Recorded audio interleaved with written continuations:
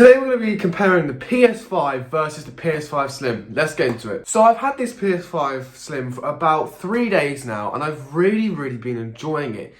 But I did think it was worth it to compare it to the big, juicy PS5. Now, you may be saying, well, I've already got a PS5. Should I get a PS5 Slim? Is it worth it? Is there much differences? Can you explain to me? And yes, I had a lot of comments on my previous video of unboxing this asking, why would I bother getting a PS5 Slim if I already had a PS5? Now, for me personally, I got it to make videos about it and then it's going back. But I do think there is a place for this console if you already have one. Now, I'm going to go through a couple of lists of things that I've noticed when I compare the two. So, first things first is going to be the noise. This is the main thing that everyone gets concerned about when it comes to PlayStations, is how loud are they?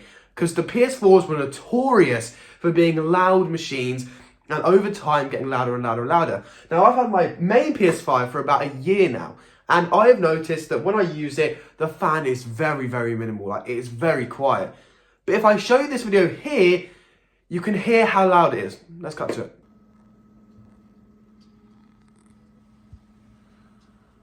The PS5 Slim had literally only been on the loading screen of Fortnite. At this point, I wasn't doing extensive testing. It was literally just loading on Fortnite, ready to watch the event.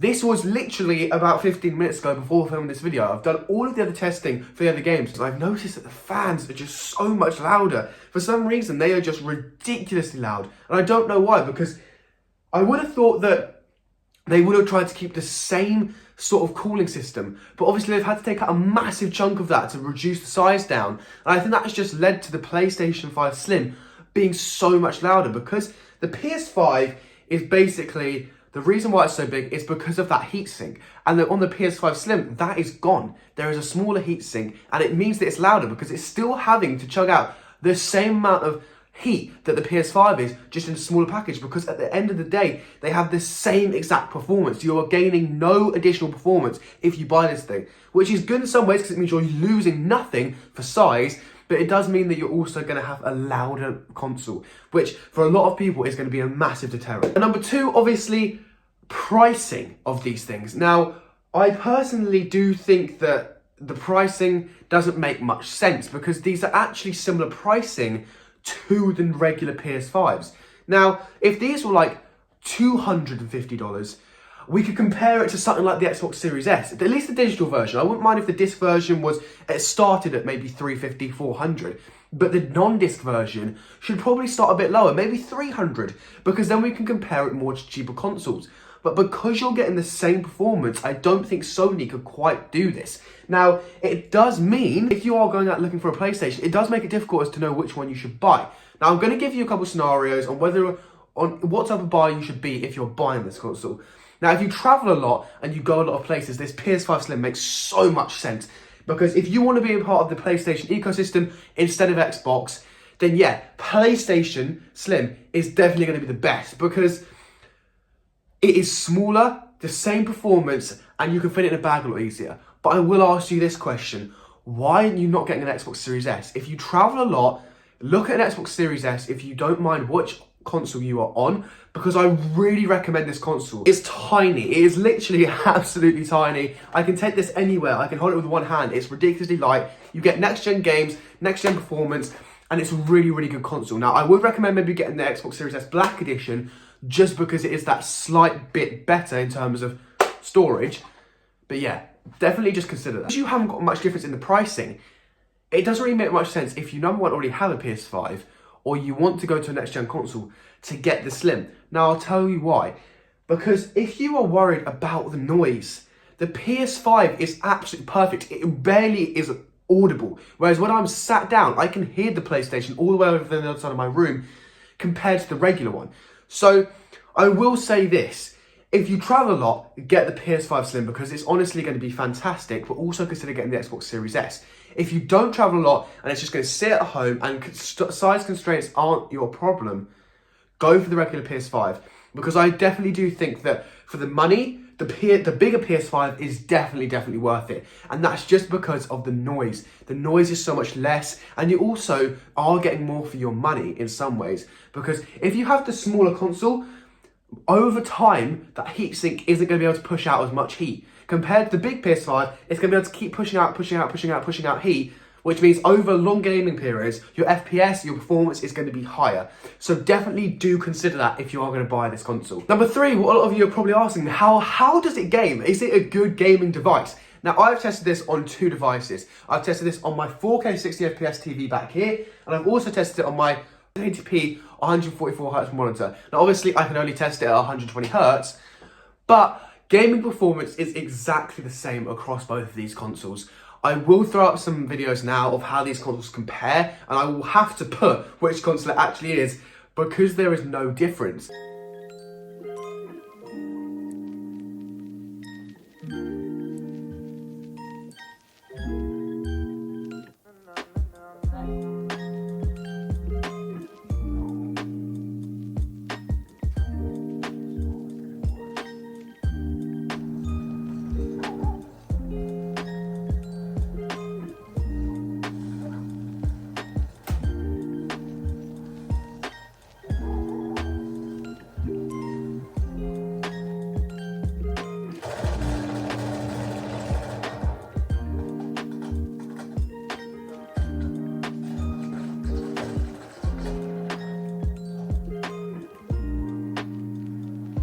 Now, what I mean by this is there is no difference if you're doing maybe an hour, 2 hour, 3 hour gaming session, just hopping on the evening with some of your friends.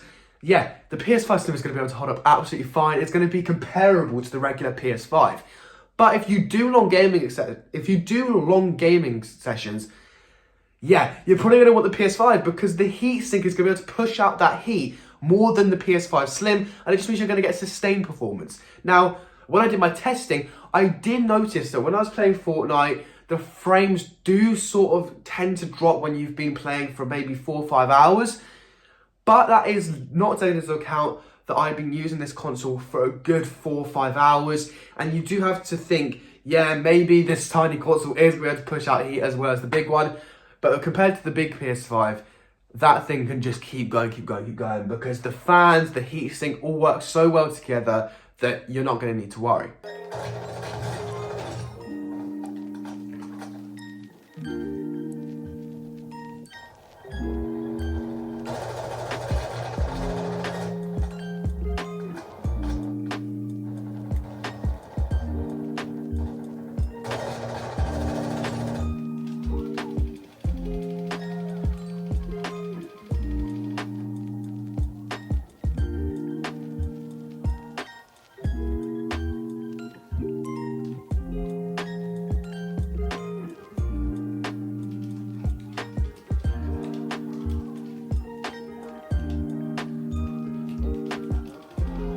Number 4. Now, a lot of people have been saying that the PS5 you could not have sitting upright.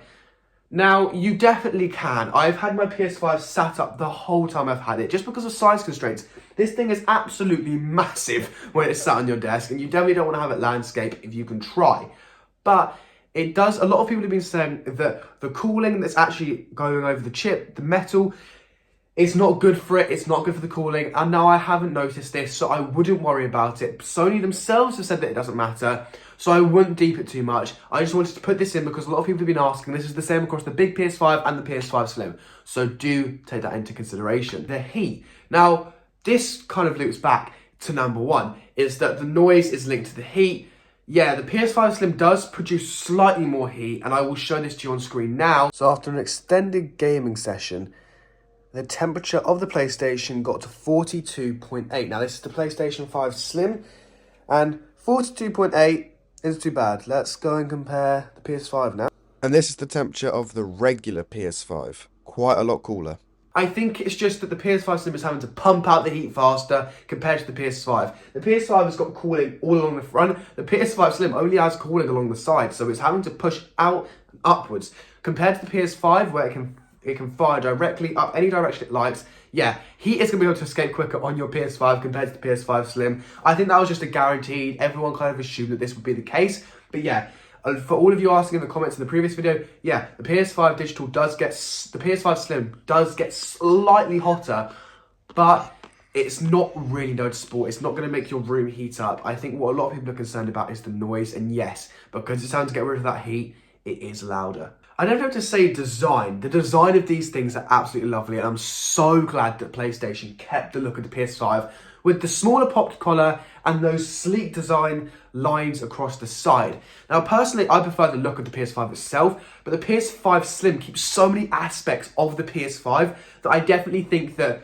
both consoles look great and look fantastic on your desk. Now, yes, the PS5 Slim is a bit smaller in terms of its stance, so it's lower down and it's a lot thinner. So if you do need a PS5 that's smaller, definitely go for the PS5 Slim, because I've noticed that it doesn't look much smaller on the pictures, but it is actually a lot smaller in terms of dimensions overall compared to the PS5. So consider that if you are worried about size. Now, finally, what do I think? Do I think you should go for a PS5? Do I think you should go for a PS5 Slim? What is my opinion? Now, I've had both and I've loved using both.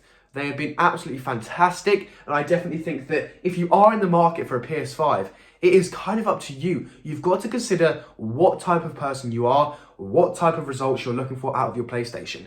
Now, I'll give you a couple of scenarios as to whether or not you should buy them. If you, obviously, as I said, if you travel, if you have a smaller cabinet, and let's say, for example, you're trying to fit this in a room that's maybe slightly smaller, whereas the desk is slightly smaller, and you're trying to fit it into a setup where you don't have much desk space, PS5 Slim is definitely the way to go. If you're just a person that needs a console that takes up less room on your cabinet or on your desk, PS5 Slim is definitely the way, as long as you're aware that it's going to be louder, it's going to get hotter, but that's the only thing that's making the difference. And yes, over extended periods of time, the FPS is going to drop, but the PS5 is for people that want the maximum performance out of their PlayStation. They don't care about size constraints, and they honestly just want the best thing that Sony can get. Yeah, the regular PS5 is still the best console you can get, in my opinion, from PlayStation. You're not having as much sound come out your PlayStation. You don't notice it's there. It's just kind of quietly going away in the background. It's not dissipating heat in a way that's making it sound like a jet engine's taken off. Because it does worry me that my PlayStation 5 Slim is this loud, and I've only had it for 3 days and it's already this loud. It does concern me that over time, the longevity of this device is not going to be fantastic, and it's going to be as loud as the PlayStation 4's, which a lot of people are worried about. So I definitely think that is a slight concern for me, is that if you do want the best of the best from PlayStation, definitely go for the regular one, just because I don't think the cooling system on the PS5 Slim is as good. Because I have both of these consoles, I've got to spend a lot of time with them. I've noticed things that maybe a lot of people wouldn't notice if they just had one of them. And I definitely think that the things that I'm saying are definitely nitpicks. The noise, the over long periods of time, the FPS dropping, it's nitpicks. But it is things that slightly do add up to make a bigger thing. Because it's annoying having your PlayStation be loud and people be able to hear it through the microphone on a party or a voice chat. It's just inconvenient for a lot of people. A lot of people just want a console that works in the background silently. So do think about that if you are going to buy it. And I definitely say that it is also down to your personal preference. I can sit here and tell you what you should get and what you should buy, but at the end of the day, if you know what you want, and you've come to this video because you want to know what the main differences are, if there's actually any difference in performance, no, there's not. Go right ahead and buy the PS5, because I think if you're already in the market for a PS5, getting the regular PS5 is the best option, because the PS5 Slim is just I think it's been too rushed out compared to the PS5. The PS5, it took its time to get the heat thing right. It took its time to get the fan noise right. I think this has been too rushed out by Sony because they want to make a smaller product. I just don't think this product was fully ready in terms of the way it works. And you're also not losing out on any software experience. The software is exactly the same. The controller is exactly the same. So you're not missing out on anything if you do go to the PS5 Slim compared to the regular one. You are getting the same exact package, just smaller. So do think about that before you buy it, because my personal recommendation right now is if you're already in the market for a PS5, just go for the regular PS5. But if you didn't enjoy this video, we've still got 2 more videos coming up this week. We're going to be comparing the PS5 Slim to the Xbox Series S. And then on Friday, we're going to have the last video about this PS5, which is the main review of it. What I overall think over a long period of time, over this last week, what I think about it, and my full review on this console. So do stay tuned for that. But it has been Ari. I'm out. Peace.